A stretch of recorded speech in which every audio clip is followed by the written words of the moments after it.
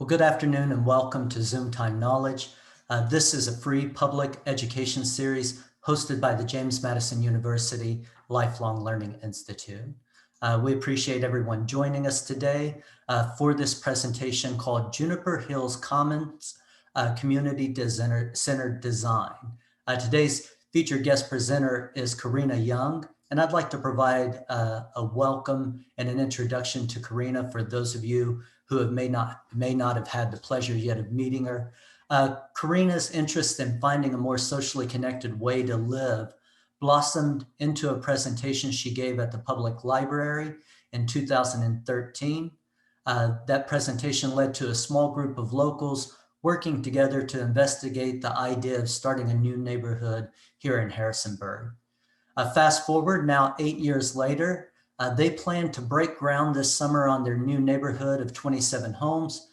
Carina has a BS in conservation biology from Brigham Young University, an MA in biology from the College of William and Mary, and she taught biology labs at James Madison University from 2014 until 2020. Carina is currently preparing to pursue additional study in data science.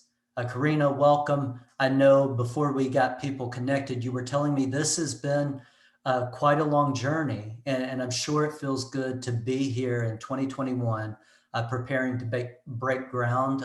Look forward to hearing about that journey and getting updates about where you find yourself with the community and what's ahead. What do we have to look forward to? So at this point, I'm going to turn it over to you. You can begin screen sharing. Sue and I, or the staff of LLI, will be in the background. If anyone needs help, feel free to use that chat window. Okay, hello everyone. My name is Carina. Hello. Thanks to Rodney and Sue and the LLI for helping this happen. I'm excited to talk to all of you today. All right, I'm going to share my screen here.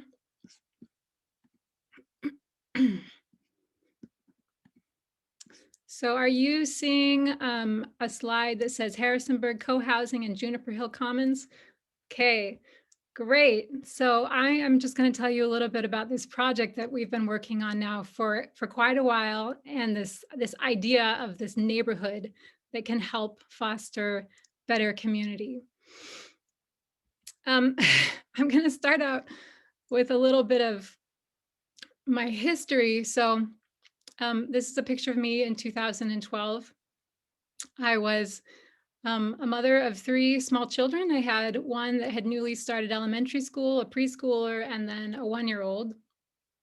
And I was fortunate enough to be able to stay home with them, which was a wonderful thing, but it also was a little bit isolating to be home with them all the time. We had moved, I was a transplant to Virginia, so all of my family was several states away. So I didn't have any close family connections. My in-laws did live in Richmond, but that was still 2 hours away. So no family really close by. At the same time, I was in a faith transition. So I was leaving my childhood faith, which meant that I was losing some of my community from some of my faith community.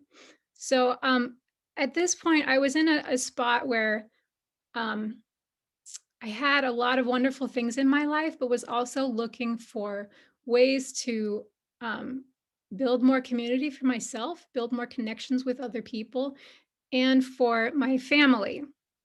And I think that this was coming from a deep biological need for me. I want to share with you a quote that's attributed to Mother Teresa. She was talking with a reporter, and the reporter asked her, "So, of all the countries that you've visited, what's the poorest country that you've been to?" And she had this to say: "Yes, I've been to many countries and seen a lot of poverty and suffering. And everywhere I go, people tell me of their hardships and struggles and ask for help. And I give what I can. But of all the countries I've been to, the poorest one I've been to is America." And the reporter was like, "What are you talking about? Obviously, the United States is a very wealthy country." And she said, "Because America suffers most from the poverty of loneliness." Now, I'm willing to take that with a little grain of salt, but I think that the point that she was making was that a lot of westernized countries, probably in particular the United States and Great Britain, have lost some of our ways of connecting with each other that existed 100 years ago and still exist more perhaps in some other countries. So we don't all go to church with the people in our same community anymore. We move around a lot, so we don't necessarily live close to our families, um, things like that.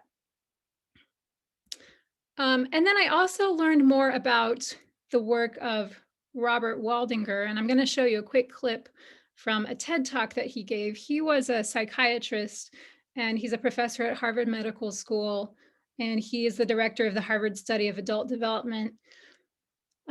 This is a brief clip from a TED talk called "What Makes a Good Life: Lessons from the Longest Study on Happiness," and he's talking in it about a study on happiness that was started in 1938, and it's been going since then to study what makes people healthy and happy. He's also a Zen priest.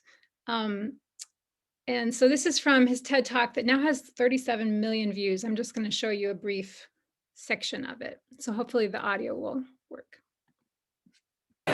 So what have we learned? What are the lessons that come from the tens of thousands of pages of information that we've generated on these lives?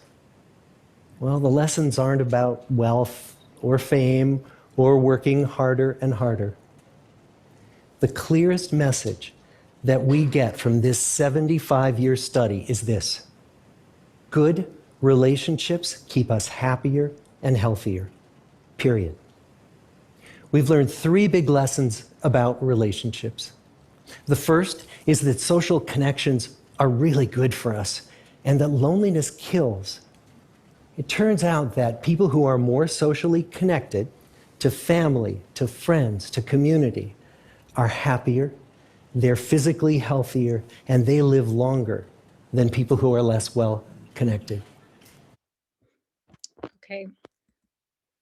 So that was just a really short clip, but I came to realize a little bit more that I was not alone in looking for community and more relationships with other people, and also that it was a deep-seated need that was biologically driven, because we are happier and healthier when we have community. We have more connection with other people.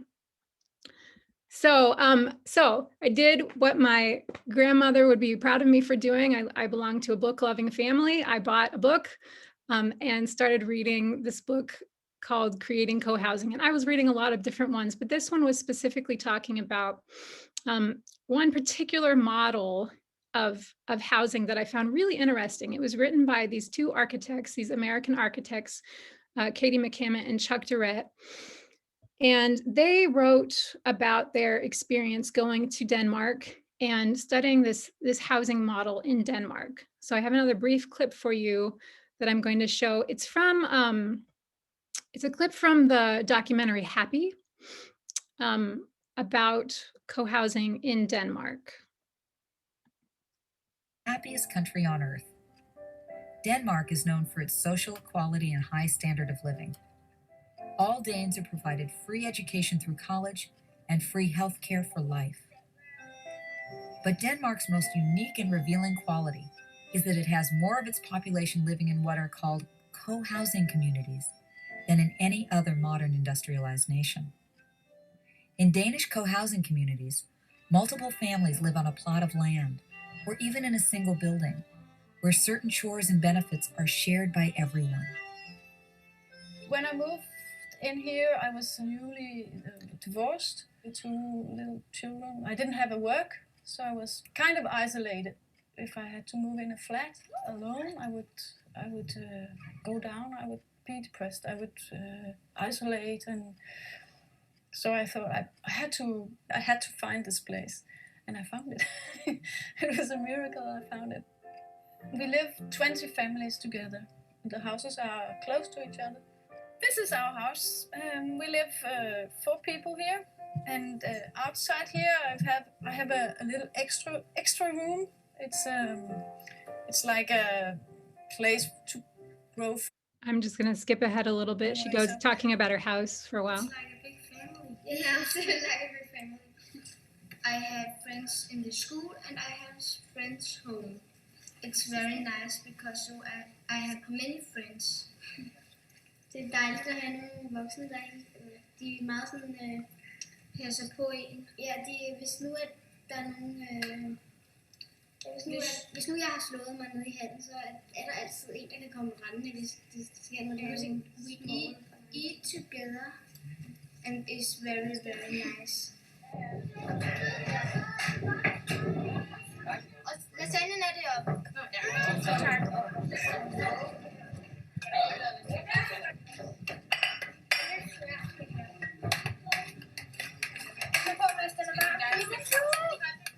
I have 3 children and they eat a lot.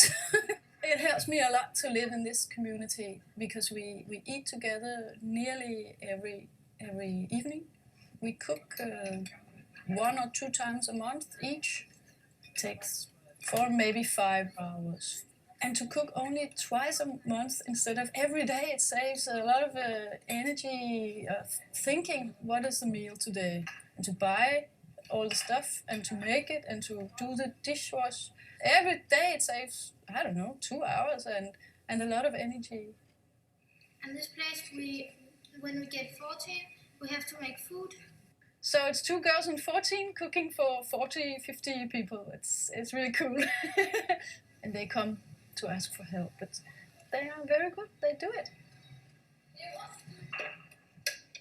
Everybody is talking about stress and families with small children have stress because they come home from work, they have to buy, they have to cook. And when I come home and I've had my shower, and then I have 2 or 3 hours with my children.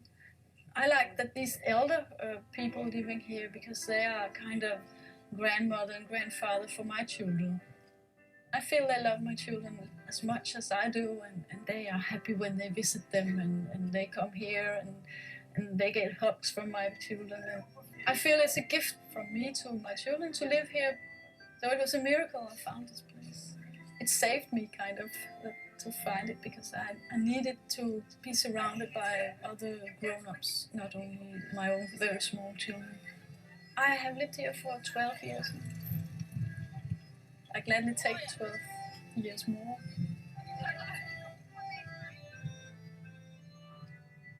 Okay. Happiest. Okay, so what these architects found when they went to Denmark was this type of co-housing community. And the idea here was that instead of a sort of a typical development, and I'm showing an American neighborhood here, instead of having all of the houses spread out and specifically designing for cars, so that cars can easily get to all of the houses and everyone has their own space, they found that these neighborhoods in Denmark, these co-housing neighborhoods, had clustered the homes together, and the parking was on the outside. And then they had sort of a kind of like a clubhouse or a big meeting space where the groups could get together and eat. And they had different configurations, but they had that all in common. The houses were clustered. Then they had like we call it a common house. So so after these architects came back to the United States, they published a book about what they had found in Denmark, and the idea grew quite a lot. So today, now in the United States, there are more than 150 co-housing communities in various states of formation, and there are a bunch in Canada and in other countries in the world too. And if you look at our side of the country, in Virginia, there's one in Abingdon, there's one in Blacksburg, there's one in Charlottesville. The Richmond co-housing just recently got built, so they're less than a year old. There's a bunch in Washington, D.C. And then if you go down to the Carolinas and up a little bit more, there's another bunch of other clusters. So I'm going to tell you a little bit more about when I was reading in this book, like what was co-housing? What was I finding out co-housing looked like? And so what I found out was that these co-housing neighborhoods, they were set up with all of the parking on the outside. So the neighborhood was designed to be very pedestrian oriented, very people oriented. So they had the parking on the outside and then these pedestrian ways in the middle. And then they had their homes along the pedestrian ways. And they also had that big common house. It's like a big clubhouse. And I'm just going to show you another few shots of other co-housing neighborhoods because I like pictures. So here again, you've got the parking on the outside here and the parking on the outside here. And then these are actually pedestrian walkways. And then all of the houses clustered around the pedestrian walkways and the big common house here. That one's in Massachusetts. As time went on, after they brought this idea back to the United States, co-housing neighborhoods started to have even more clustered housing to share space. So to keep more open green space. So here they have this clustered housing and pedestrian pathways and then parking over here and the common house again. And then here's just another model, parking on the outside, these pedestrian pathways and the common house. And so this one is actually an interesting mix of single homes and duplexes and townhomes. Some, as I researched, I found that some co-housing communities even completely uncovered their pedestrian walkways. So if they lived like in Denmark or in some place that was very rainy, they found that they could increase their time with each other and their interactions with each other if they enclosed their pedestrian walkway. So I thought that was like brilliant. So these are all entrances to people's homes here, and people have kind of put out tables and places to gather and sit and chat. These co-housing neighborhoods, they were started by people in these different areas. So kind of a groundswell neighborhood of people who thought that they would like to have a neighborhood like this in their area. So they varied in how they looked depending on where those people were from. So this one is in the Southwest. Here's one in New York State. Here's one in the Midwest.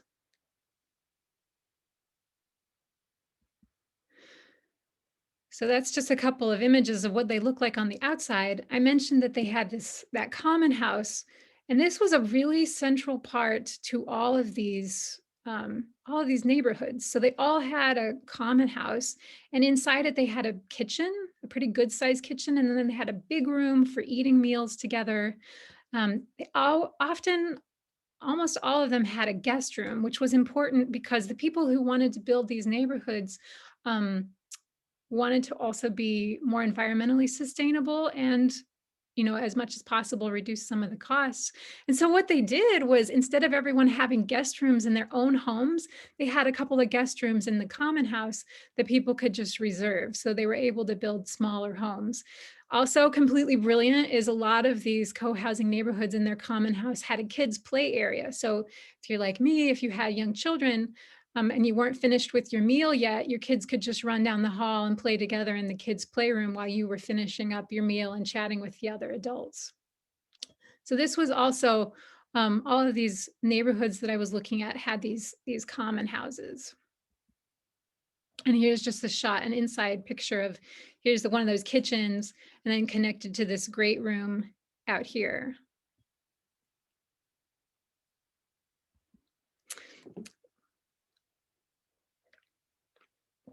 So I was finding out more about how they were structured, what they looked like on the outside, and how the architecture and the layout was designed to help support people getting to know each other and support this feeling of community. But at the same time, they had these other sort of social practices that they put into place to help support their community, like common meals. And oh my gosh, this one, I thought this was completely brilliant.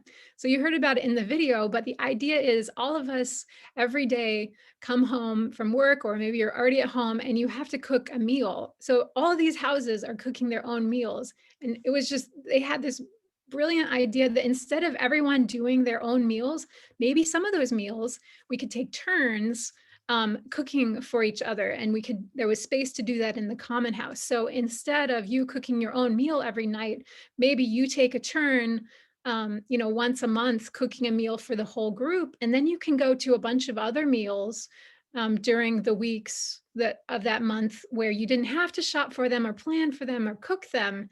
And I just thought, oh my gosh, that's such a great idea for saving time and energy and work, to have some of those jobs pooled together. Plus, then you get to try what other people eat. And I think that's also really fun too, like what other people like to cook. And if you're a single person or you're just cooking for two people, sometimes that can get really, um, challenging. It's going to be hard to cook for one person. So this is just another way that you could not have to do that every night. Or like they mentioned in the film, if you have a bunch of little kids and you come home from a long day at work, it can be nice to not have to think about like, oh my gosh, everybody's starving. What are we going to have for dinner tonight? So they had these common meals, which I thought was brilliant. And there we go. They also shared other things. So a lot of these co-housing neighborhoods, they had this workshop, or so instead of everybody in the whole neighborhood needing to have a lawnmower and a circular saw and a bunch of ladders, they could instead have a small pool of those tools available to everyone in the community. So again, this is helping with the sort of the sustainability aspects of this. You're able to reduce the amount of things that you need to purchase. And as long as you have a system in place, you can just have all of these things shared by the neighborhood. Not only sharing tools, but also sharing skills. So this is a picture of a man, he's flaming this meringue topped pie, and these girls are watching him here. So it's a wonderful way to have these interconnected neighbors who want to share with each other, and they can share all of their skills and knowledge, which I think is, I'm excited about that idea. Co-housing neighborhoods, because all of the people in the neighborhood know each other and are very connected, and they eat meals together, it's an easy place to have a lot of support between neighbors. So, neighbors know if somebody is sick, or if somebody has a baby or things like that. It's very easy to help them out. Co-housing neighborhoods, I learned they manage themselves. And they often do this through some kind of consensus model. So they make decisions together. So they listen to each other's ideas. The best ones usually float to the top, and the group works to find good solutions to their problems. Co-housing neighborhoods, they work together, so they maintain the neighborhood together. They often have work days together through the year to maintain the common house and their common lands. And then also in all these co-housing neighborhoods, it seemed like they were a wonderful place to raise children. So children, because the cars were on the outside, the children had a very high amount of freedom to run through the neighborhood, to run through the common spaces, and out in the shared yards together. So it just seemed like a wonderful place to raise children. Not only that, but they also mentioned in the video, there were a lot of adults who were interested in sort of helping out and helping children learn skills. So like if they don't know calculus, or they're having trouble with their calculus homework, maybe I don't know that, but there's some other adult in the neighborhood who's willing to pitch in and help out. And then all these neighborhoods also seem to be full of a bunch of fun people who really liked to do crazy kind of fun things together and celebrate a lot of birthdays and anniversaries and solstices and other things like that. So it sounded just like a fun place to live. And then I also noticed that these types of neighborhoods were designed for very spontaneous gatherings, and it was easy to do. So, if I want to have a bunch of people over to my house right now, I have to send out emails or call people, and usually we have to plan it pretty far in advance because people don't necessarily live close by. But co-housing made this so easy because you could just send out a message to the other people in your neighborhood, in the co-housing neighborhood, and say, hey, I'm going down to the fire pit. I got a bag of marshmallows and I'm going to get the fire going. And if you want to, please come and, join us. So it was really easy for you to start something and for people to join you. And the beauty is, if you're an introvert, then a half an hour of socializing or an hour of socializing is good. When you're done, you can just walk home. But if you're partnered with, or you are an extrovert, the extrovert can easily just stay there for another hour or two and chat. And when they're done, they can just walk home too. So it just seemed like a beautiful way to help people interact in a spontaneous manner that also fit how much community they needed or how much socializing they needed. Okay, so these neighborhoods seemed like they were set up both in the layout and the physical design and the social design to foster this sense of community, and also to foster sort of an environmental sustainability aspect with a lot of their design features. At this point, I was sold on the idea. I'm going to just share a 6-minute video about co-housing with you. This one was made by the Canadian Co-housing Association. You can almost always find somebody out in the courtyard you can talk to or play with. The first benefit, I would say, is living with a wonderful group of people. Well, for me, co-housing is when people are choosing to have community in their lives. Is we know our neighbors more than people living in single-family homes. When I came here, it just felt like I came home.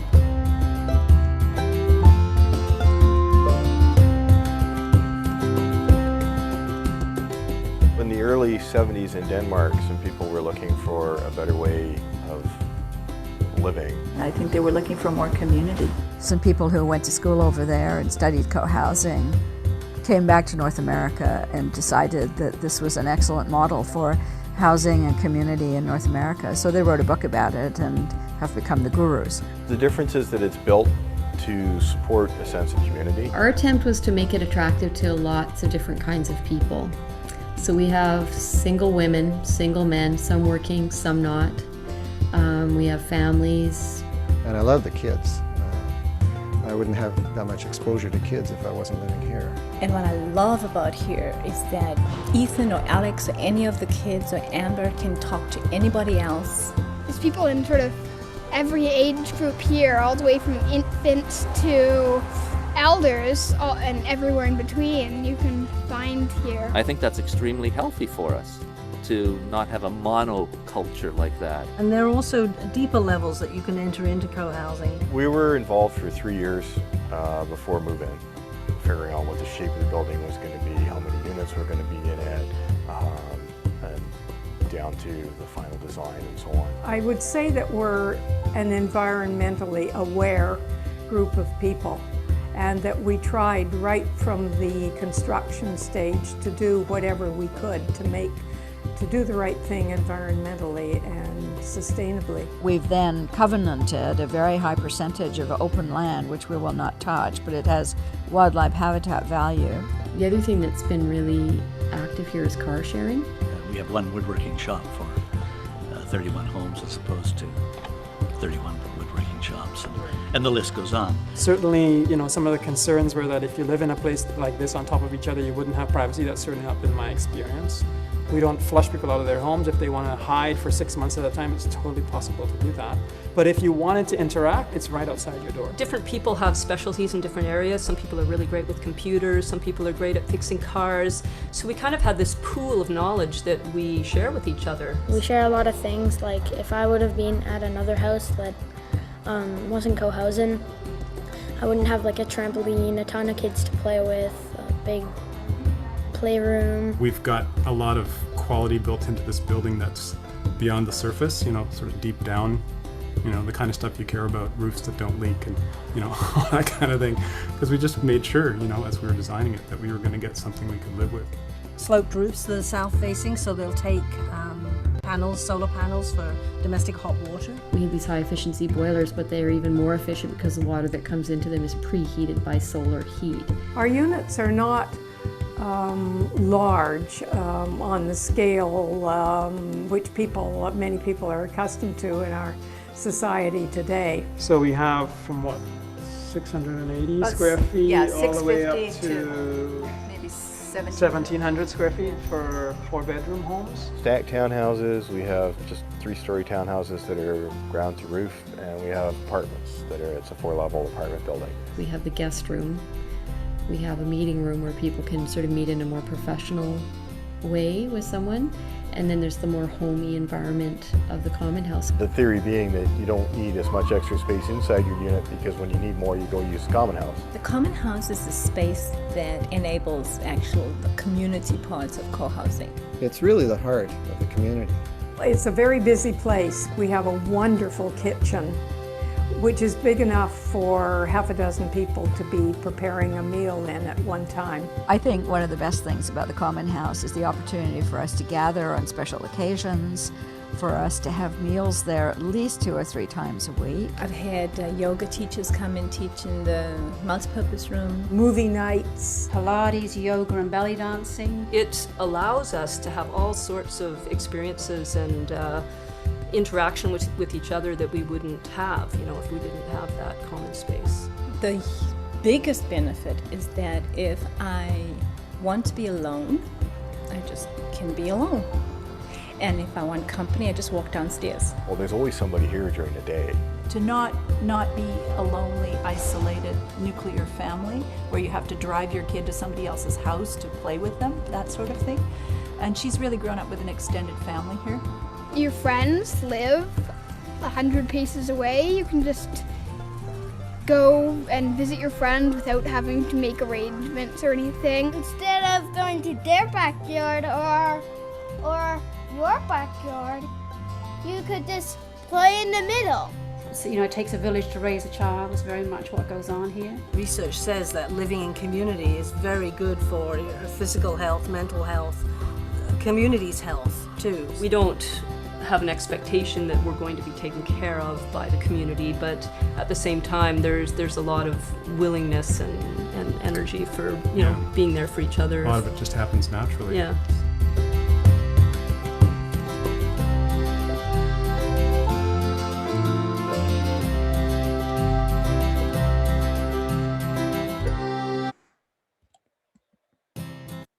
There we go.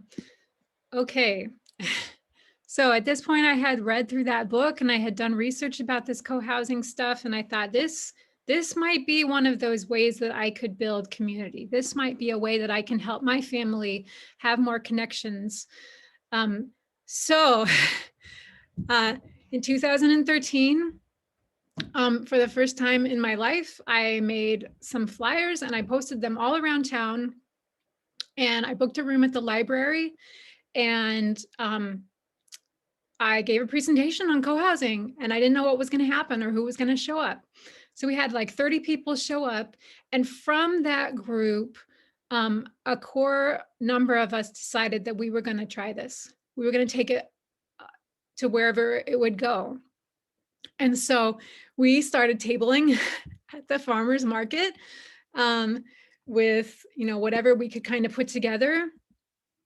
We came up with a vision to form a community of neighbors interested in knowing each other on a deeper level than typical North American neighborhoods. We are introverts. We value our privacy, but we recognize that our Western culture and lifestyle isolate us from each other and make it challenging to build meaningful long-term relationships with those around us. And so we were trying to recapture aspects of a traditional village, like knowing each other's names, eating meals together, sharing and celebrating life, and then hopefully also living a little more lightly on the planet. So we decided we were going to invite the authors of that book, Katie McCammett and Chuck Durrett, to Harrisonburg, and they ran a workshop for us. And we invited all the other people in the surrounding states who were also interested in co-housing and starting co-housing where they were to come and join us at this workshop. We spent a lot of time wandering around, dreaming and looking at land, trying to find places that would maybe be suitable for this idea that we had. We did finally find some place that we thought was going to work. And our group purchased about a 5.5 acre property off of Kieseltown Road. So this shot is looking from the bottom up. So all of this property right here, and then this is a shot looking from the top of the hill down. So this property here, and then some other images of the same site. So we purchased a site. We spent a lot of time working with consultants and architects, thinking about how to do this. How does this happen? How does a group of people who don't know anything about development come together and build a neighborhood together? Like, this is hard.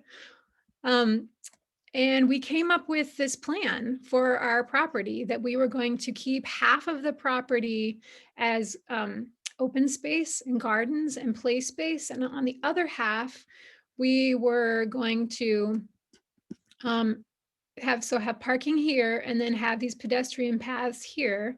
And so all of this, it was kind of like an L shape here. We're going to have this L-shaped space that was just for people, no cars here. And here, this is our common house. So we can have meals together and we can have parties and celebrations, and we can have a fire pit out here. So we came together and had this plan. We talked to our architect and looked at different housing styles. And then we came before the city and requested that land be rezoned so that we could use it for this purpose. And the Harrisonburg City Council unanimously approved our project. They were really supportive of what we were trying to do. It wasn't all work. We had a lot of fun and playing in the meantime. So, getting together and just like, here's the dancing. We marched in a parade one year and handed out balloons. We've had game nights, and we've had New Year's Eve sort of like visioning gatherings. We went one time and cleaned up, or several times now, and cleaned up, participated in the Blacks Run cleanup. One year we made a gingerbread house co-housing community. So we've had a lot of fun as we've been going, but it's been 8 years of us working towards this project. We've had a lot of eating, a lot of food involved in co-housing. That's been really fun. And we're at the space now where it looks like we're going to be able to probably break ground this summer and then start moving in next year. So it's been a crazy journey, but I think that I have found a way to connect better with other people to help build community for myself and for my family. And it's been a delight to join with a bunch of other people in Harrisonburg who also want to live in a neighborhood like this that supports children. It supports elders as they age in place. Your community doesn't get taken from you. It's right there outside of your door, and it supports parents, people who are in the middle of their lives like me. So at this point, like I said, we're excited to be moving forward and hopefully moving in next year. So that's what I've got. Looks like I'm at 40 minutes, so we have lots of time for questions or anything you have to say about this idea. I will say, I don't think this idea is necessarily for everyone. I think you have to be somebody who gets along pretty well with other people and is pretty mentally stable. I'm not sure if that's quite the right word, but yeah. Okay. All right. Thank you. Thank you, Carina. Unless we're going to go back, I'm going to stop your screen sharing so that we can see everyone who's connected. And we should be back. You might have snapped back to gallery view or whatever view that you have. But I have restored microphone access. So we invite people for questions, comments, feedback for you. And I'll just pause a moment. Everyone has microphone access. If you want to speak, you just have to press the microphone icon to unmute yourself.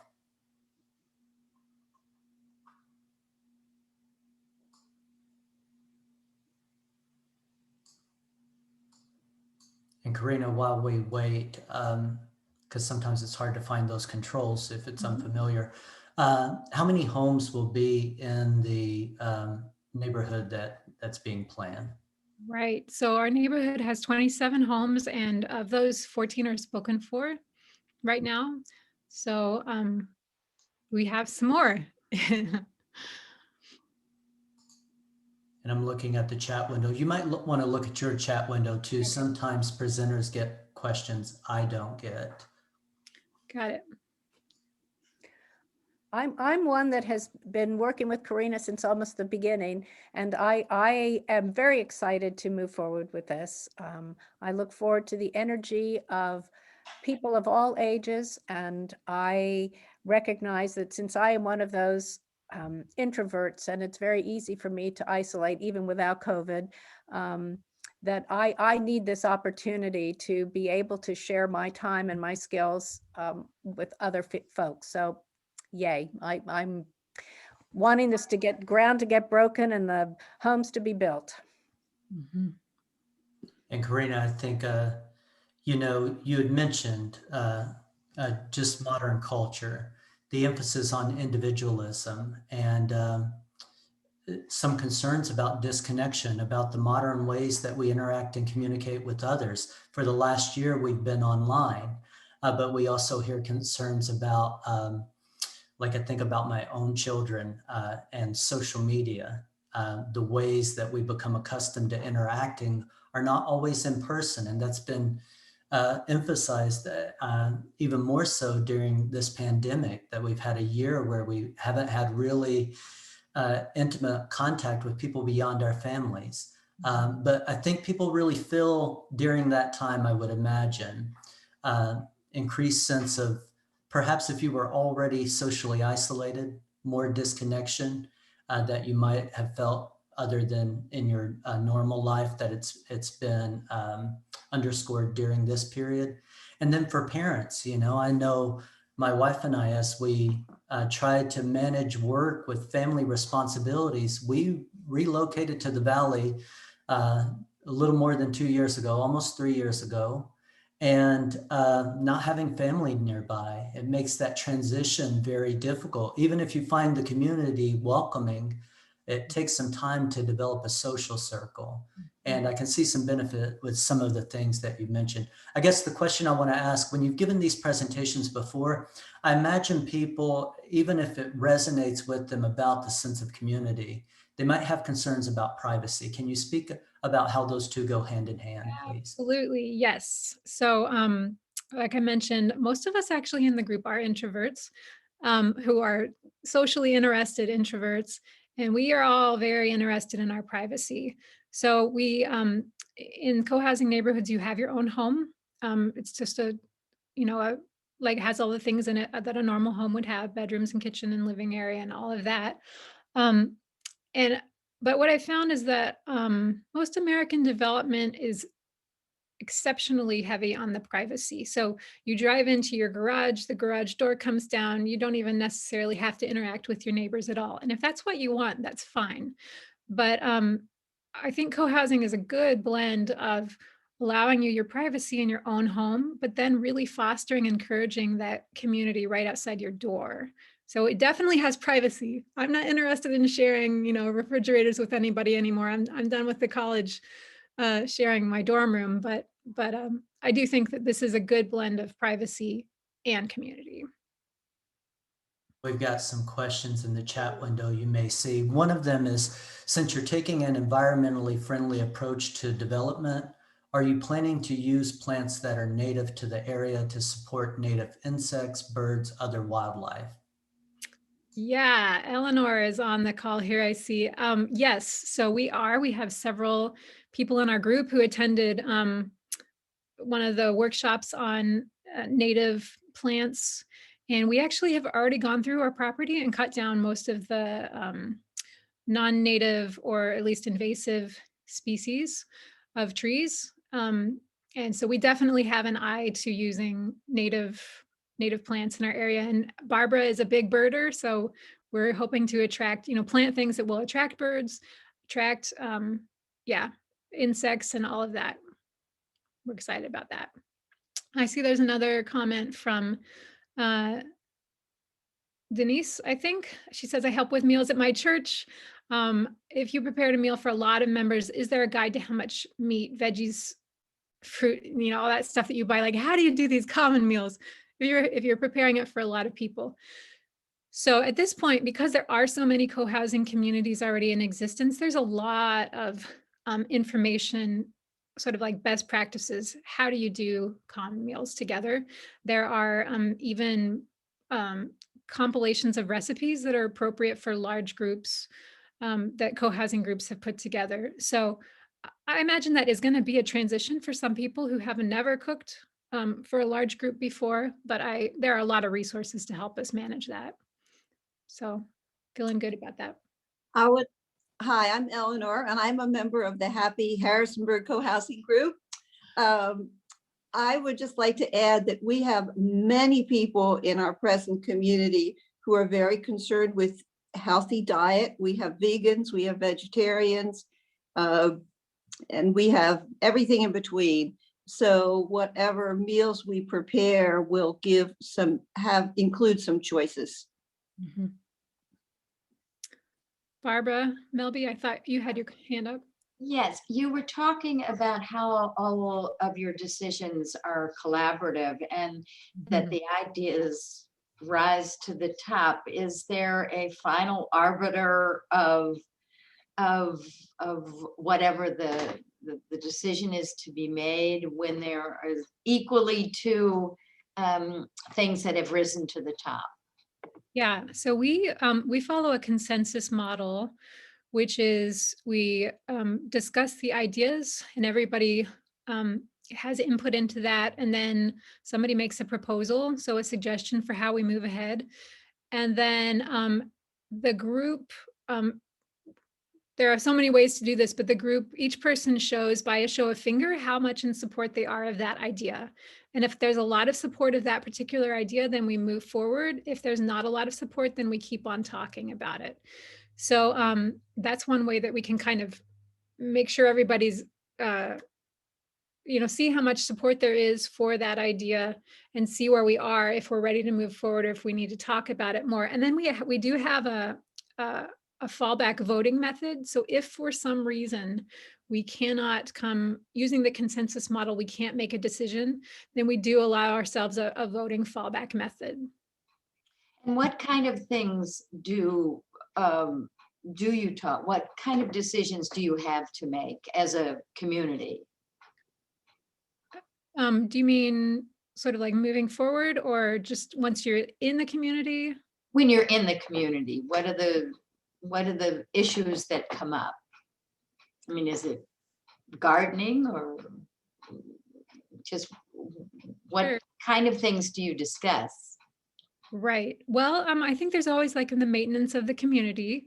And then, if you want to change anything about how you're doing the meals, or if maybe somebody in your group is really excited about having chickens or something like that, then your group can meet together and start to discuss, okay, well, how do we feel about that? Is there space? Can we do that appropriately here on the property? Or if you have, social events that you need to get together to discuss. So really anything that has to do with running a neighborhood or, helping people socialize better. But I will say, most of that talking and discussion does not happen as a whole group. It happens in smaller subgroups. So sort of like teams or committees of people who are particularly interested in that, because otherwise you could just spend a ton of time talking about everything. I don't know. Thank you. Sure. Let's see. And then we have another question about our pets allowed. Yes, pets are allowed. We have not solidified our pet policy yet. So we're going to have more discussion at some point around, how do we have pets in a way that is sort of responsible, and what kind of guidelines do we need around that? So that's still a discussion to come, but we will have pets. Mm-hmm. Carina, back to something Barbara had mentioned. Thinking about these collective decision-making processes, is there an ideal size for a community like this? And with your current plans, is there room for expansion and growth, assuming it's successful a year from now? So there is an ideal size. Those architects that I talked about, they found that you needed at least around 15 households, and preferably not more than 33. If you had below 15, you almost didn't have enough households to kind of maintain everything and keep it going, enough people to do the work. And if you had above 33, it just got too big and it got hard for everyone to know each other. So in between sort of like 15 and 33 was the sweet spot, and we're at 27 homes. We're planning on building all 27. We don't have plans to build out beyond that, but it's not uncommon that once there's one co-housing neighborhood in an area, that people see it and they're like, hey, this is a cool idea, and more start. So it wouldn't surprise me if 20 years down the road, Harrisonburg has a couple of these.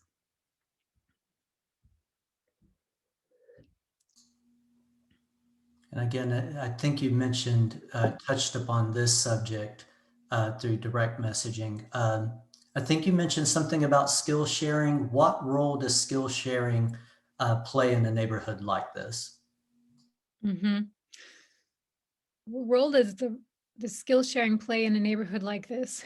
Well, I think it's part of helping us connect with each other.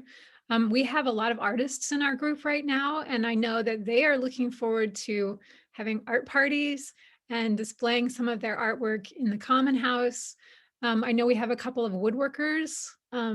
So we are going to have some kind of shop area so that people can do projects like woodworking projects.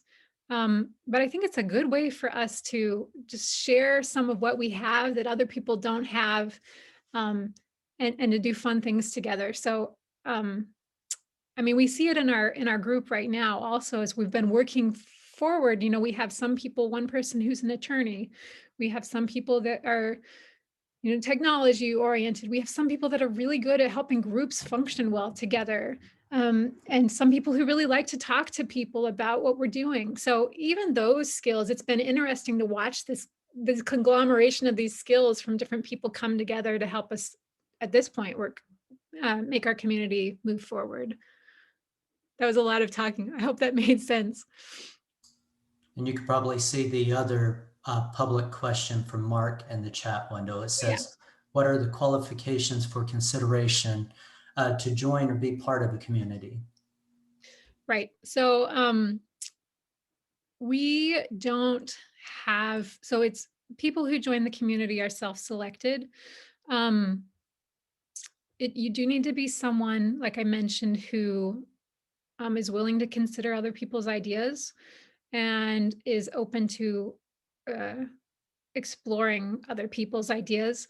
Our homes are going to be, the range in prices is mid 200s to probably low 400s. So, I mean, you have to be able to purchase a home. Unfortunately, there's a financial aspect to it. And you just need to be someone who wants to be a part of a community and wants to interact with people. I see Eleanor has something she wants to chime in. Yes, everyone is expected to participate and do some work. There is an expectation that you will give as well as receive. Yeah, good point. And that might mean, like, you're helping with the financial part of it. Like maybe you're helping with the meal plan system, or you're helping on work days. But yeah, we do need people to help the neighborhood function. So you're going to have to help pitch in for that part.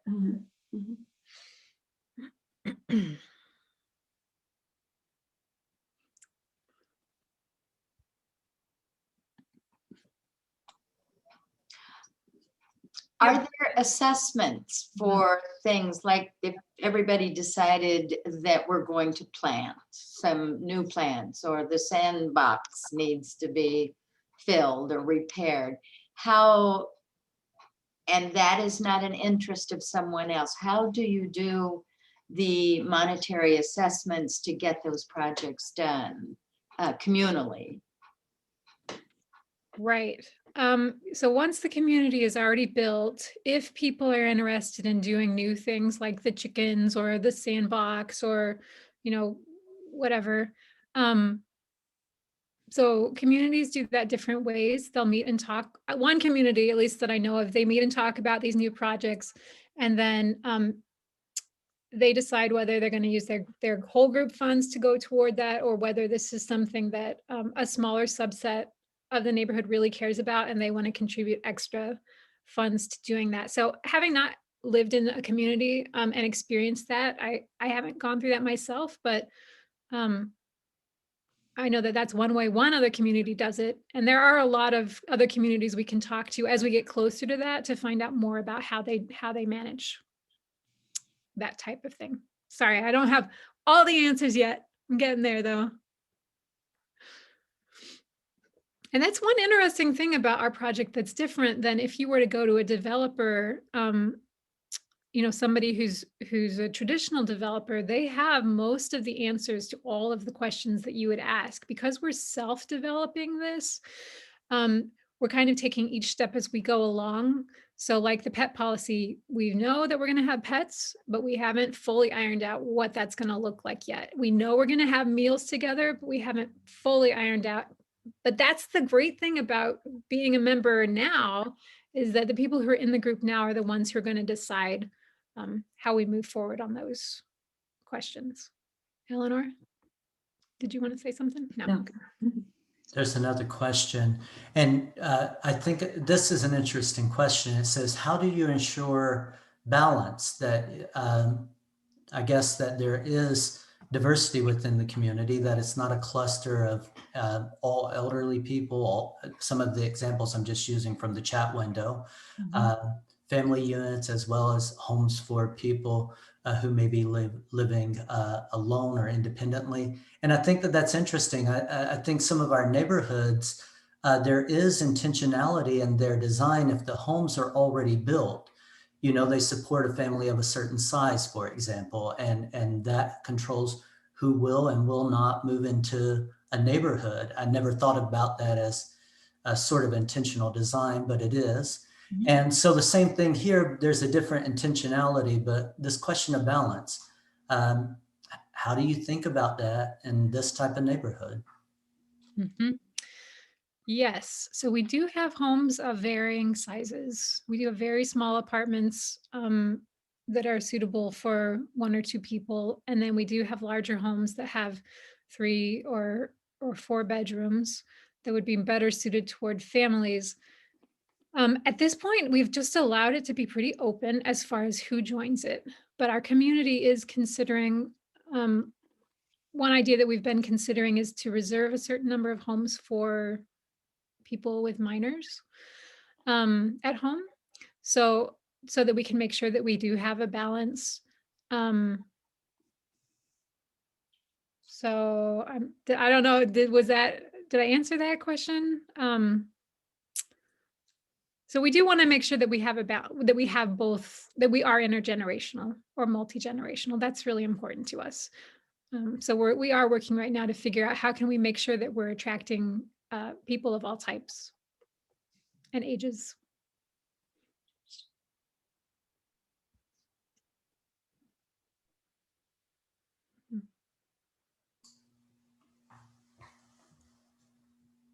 Carina, I have gone through everything on my end with the chat window. I don't see other questions, but I will pause and I'll ask you to verify that you've answered all the questions on your end in case you've had direct messaging. Looks good on my end. Yeah. And again, I want to just say, like, whether or not this is of interest to you personally, at some point we'll probably once we've moved in, have an open house and like have people come and be able to wander around. And so like, I hope that some of you, or maybe most of you, I don't know, will come and just wander around and see this thing that we've worked so hard on. And just see, come and tour it once we built it. Well, Carina, thank you for the information, for your good preparation and your presentation today. And to everyone who's working alongside you, who's connected, I know that you put in a lot of time based on what I've heard and what you shared with me before today's presentation and what we heard during it. So congratulations to being at this point. Anything that's 8 years in the making, you've invested a lot of time and life into it. And we hope you're successful. And we look forward to getting an update when people have moved in. It's good to know where it's located. And if anyone here wants to find out more information, I'm sure you welcome that continued correspondence. Sure, and people are always welcome to go to our website, which is juniperhillcommons.org. We also have a newsletter where people can sign up for and just keep track of what our progress is and what's going on with all the latest. So yeah, you're always welcome to do that. All right. Well, friends, thank you for joining us. We see a comment that says the website's excellent, so feel free to check that out for more information and keep track of updates. And we hope you all remain safe and well until we're back next week. We will be back on March 9th, again at noon. We'll be sending out registration links for that presentation soon. Carina, take care. Thank you again. All right.